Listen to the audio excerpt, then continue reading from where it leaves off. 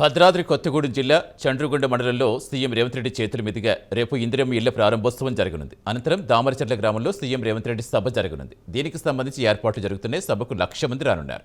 ఈ నేపథ్యంలో ప్రజలకు ఎలాంటి అసౌకర్యం కలగకుండా జర్మనీ టెక్నాలజీతో కూడిన వాటర్ ప్రూఫ్ సెట్ వేస్తున్నారు. 4 ప్రాంతాలు ఏర్పాటు చేసినట్టుగా అధికారులు తెలిపారు. రేపు దామరచర్లలో జరగబోయే సభా ప్రాంగణం నుంచి మా కరెస్పాండెంట్ రజనీకాంత్ మరింత సమాచారం అందిస్తారు. చండ్రుగొండ మండలం దామరచర్ల గ్రామంలో రేపు జరగబోయే సీఎం సభ ప్రజాసభకు ఏర్పాట్లు కూడా పూర్తిగా వస్తున్నాయి. దాదాపు సభకు సంబంధించిన విజువల్స్లో కూడా స్పష్టంగా చూసుకోవచ్చు.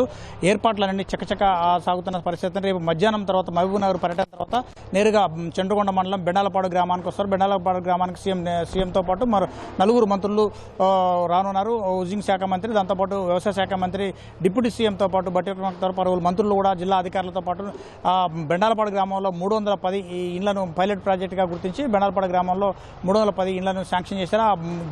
కేవలం అది ఆదివాసీ గిరిజన గ్రామం కావడంతో ఆ గ్రామాన్ని పైలట్ ప్రాజెక్టుగా ప్రకటించారు. ఆ సందర్భంలో ఇందిరమ్మ ఇళ్లకు సంబంధించిన పూర్తిగా నిర్మాణాలు కూడా 80% ఇందిరమ్మ నిర్మాణాలు కూడా పూర్తయినట్టు కూడా హౌసింగ్ శాఖ అధికారులు కూడా చెప్తున్న పరిస్థితి. రేపు సీఎం రేవంత్ రెడ్డి సమక్షంలో రేవంత్ రెడ్డి నేతృత్వంలో రేపు బెండాలపాడు గ్రామంలో 2 ఇళ్లను మాత్రం లాంఛనంగా ప్రారంభించనున్నారు. ప్రారంభించిన తర్వాత అక్కడి నుంచి పక్కనే చండ్రుగొండకు 2 కిలోమీటర్ల దూరంలో ఉన్న దామరచర్ల గ్రామంలో దామరచర్ల గ్రామ శివారులో మాత్రం 1,00,000 మందితో ప్రజాప్రభుత్వం ఏర్పాటు చేసి ప్రజాప్రభుత్వం అధికారంలోకి వచ్చినాక, కాంగ్రెస్ పార్టీ అధికారంలోకి వచ్చినాక ఎలాంటి సంక్షేమ పథకాలు, అభివృద్ధి కార్యక్రమాలు చేసామన్న దానిపై కూడా సీఎం రేవంత్ రెడ్డి పూర్తి స్థాయిలో వివరించే ప్రయత్నం కూడా చేస్తున్నారు. ఈ సభకు సంబంధించి పూర్తిగా అన్ని బారికేడ్లు కూడా ఏర్పాటు చేసి ఇక్కడ పూర్తి స్థాయిలో కూడా జపాన్ టెక్నాలజీ సంబంధించిన టెంట్, వాటర్ ప్రూఫ్ టెంట్ను కూడా ఏర్పాటు చేశారు. ఈ వాటర్ ప్రూఫ్ టెంట్లో కూడా సీఎం రేవంత్ రెడ్డి ప్రసంగాన్ని నేరుగా ప్రజలు ఖమ్మం జిల్లాతో పాటు భద్రాద్రి కొత్తగూడెం జిల్లాలోని సుమారు 1,00,000 మంది కూడా నేరుగా కూర్చొని వీక్షించే విధంగా 3 టెంట్లను కూడా వేశారు. 3 టెంట్లలో కూడా ఒక టెంట్ మీద సీఎం రేవంత్ రెడ్డిని ప్రసంగిస్తారు.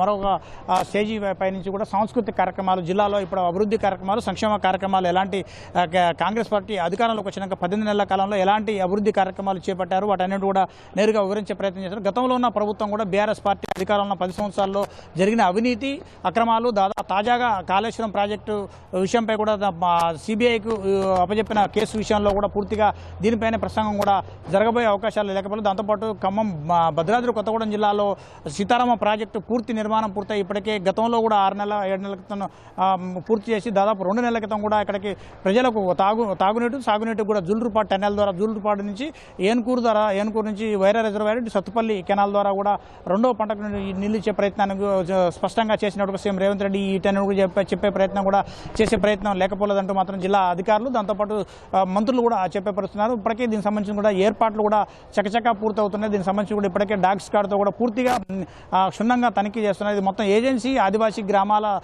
కొండలు, గుట్టలు ప్రాంతాల్లో ఉండటంతో కూడా ఒక పక్క పోలీస్ యంత్రాంగం కూడా పూర్తిగా క్షుణ్ణంగా తనిఖీ చేస్తూ అన్నింటినీ కూడా వచ్చిపోయే వాహనాలు కూడా వచ్చిపోయే వాహనాలు కూడా పూర్తిగా క్షుణ్ణంగా తనిఖీ చేస్తున్నారు. దాంతోపక్క మరోపక్క ఈ చిన్న సత్తుపల్లి పెనుబల్లి సత్తుపల్లి వెళ్ళే రహదారి కావడం, చిన్న రహదారి కావడంతో పార్కింగ్ మాత్రానికి కొత్తగూడెం నుంచి వచ్చే వాహనాలకు ఒక చోట మరో 2 ప్రాంతాల్లో కూడా పార్కింగ్ కూడా పూర్తిగా ఏర్పాట్లు కూడా చేస్తున్న పరిస్థితి కనబడుతుంది. ఇప్పటికీ రాష్ట్ర వ్యాప్తంగా గత 18 నెలల క్రితం అధికారంలోకి వచ్చిన రేవంత్ రెడ్డి సర్కారు లాంఛనంగా ఇందిరమ్మ ఇళ్ల పథకాన్ని ప్రారంభించింది. ఇవన్నిటి కూడా కార్యరూపం దాల్చాయి. ఇప్పుడు వాటన్నిటి కూడా మహబూబ్నగర్తో పాటు రేపు భద్రాద్రి కొత్తగూడెం జిల్లా బెండాలపాడు చండ్రుగొండ మండలం బెండాలపాడు గ్రామంలో కూడా లాంఛనంగా బచ్చల నరసమ్మ, బచ్చల రమణకు సంబంధించిన 2 ఇళ్లను కూడా లాంఛనంగా ప్రారంభిస్తారు. అదే గ్రామంలో 27 ఇండ్లను కూడా పూర్తిగా నిర్మాణం పూర్తయిన వాటన్నిటి కూడా రేపే మంత్రులు కూడా ప్రారంభించిన. మరోపక్క అదే గ్రామంలో 310 ఇండ్లను పైలట్ ప్రాజెక్టు కింద గుర్తించి ఆ ఊర్లో ఇచ్చారు. నిరుపేదలు ఎవరున్నా కానీ వారందరికీ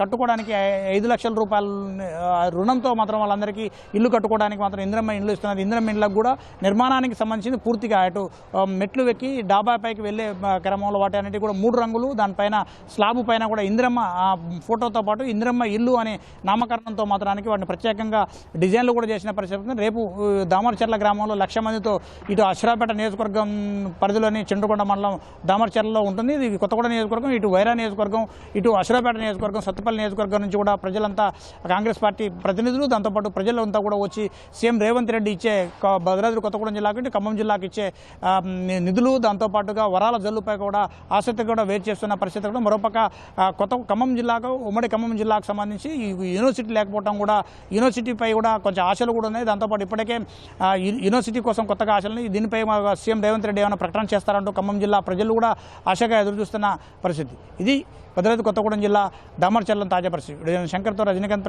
దామర్చర్ల సభ ప్రాంగణం.